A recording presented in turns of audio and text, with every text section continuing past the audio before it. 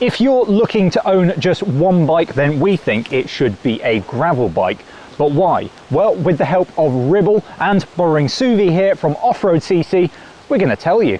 Well, for the majority of us, a bike is actually quite a sizable investment. So getting one that will take you to the maximum number of places is a really good way of getting your money's worth. It is, and to be honest, gravel riding is just so much more fun than road riding anyway. No. Well, let's not fight. Come on, let's go and... Shall we go and pick our bikes? Let's go. Walking across Salisbury Plain, we just happened upon Ash from Ribble and a load of bikes next to a slightly grey white horse. We're talking gravel bikes today. You've kindly given us the run of these bikes. Can we just quickly go through them? We've got a whole host of bikes here, all serving the same purpose, just a slightly different way of arriving at it. So yeah, starting at the top here, this is our gravel AL.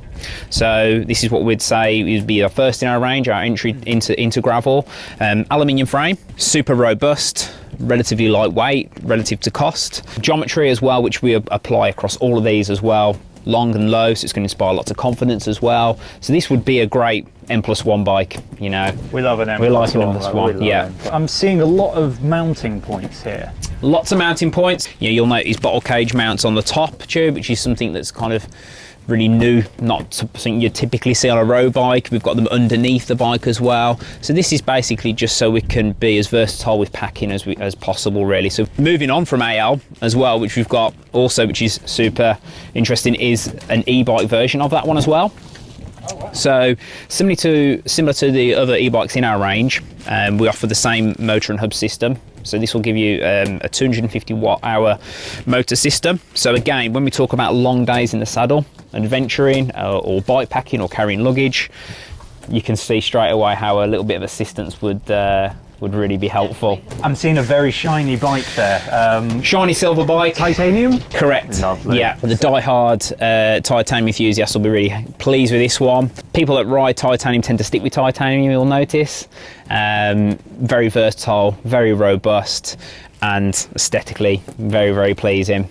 So we're getting towards more of the kind of the real enthusiasts now at this kind of end, really, which leads us very nicely onto SL, which is now where we're getting to a little bit more competitive, but you know, it's still within the realms of what's achievable. If this was going to be, say, a one bike do it all for someone, they could maybe look to justify going on to carbon, you know, and getting all the attributes of carbon. So even though it's a carbon frame, I'm still seeing all of the mounting points that I think I'm seeing across the range.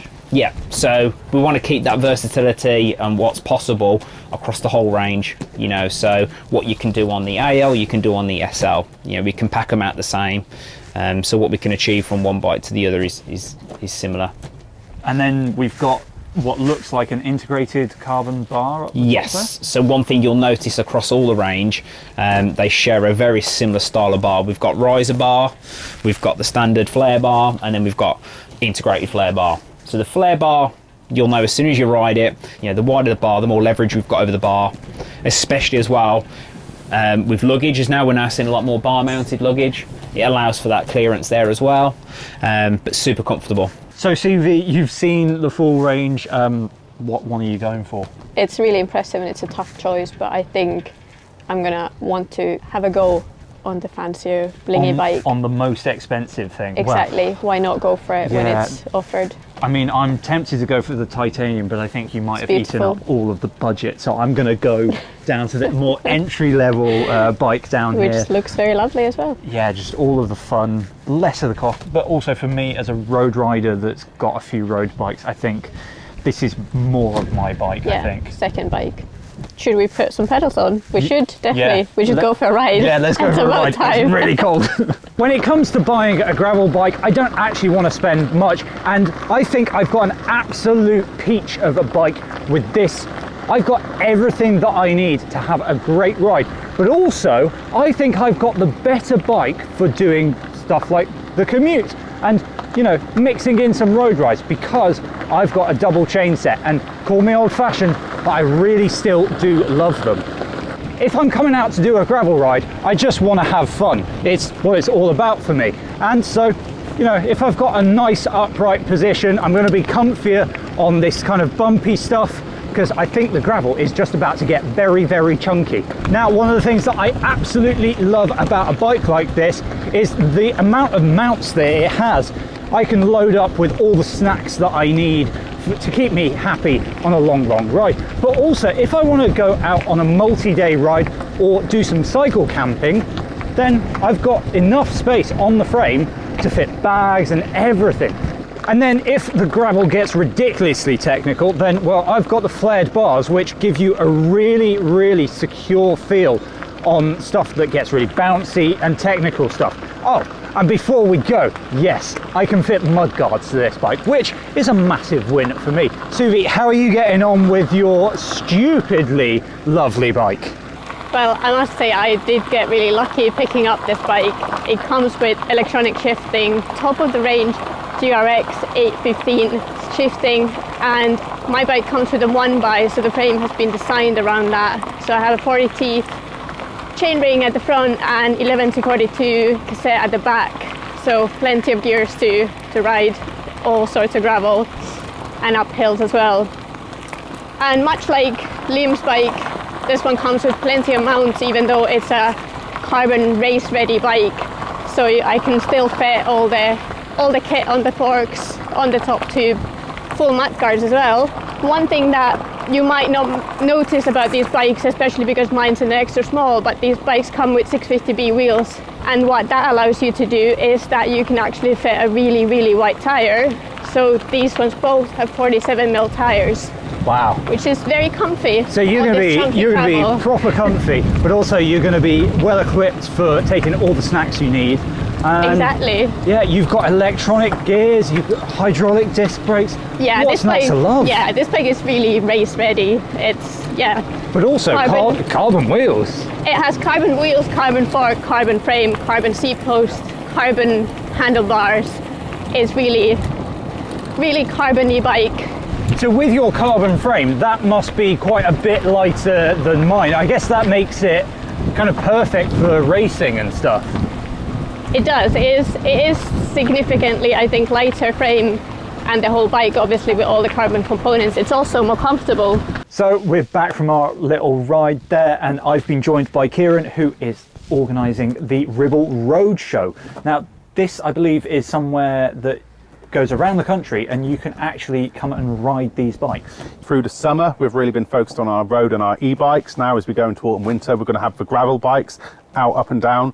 But if anyone contacts our Go and Store team, they'll always have a list of what bikes we have at what road show, and we'll always have that information on our website as well. Awesome. So if you guys have seen a bike that you like and you might want to try it out, then definitely go through the link below, and you'll be able to find out all about the roadshow.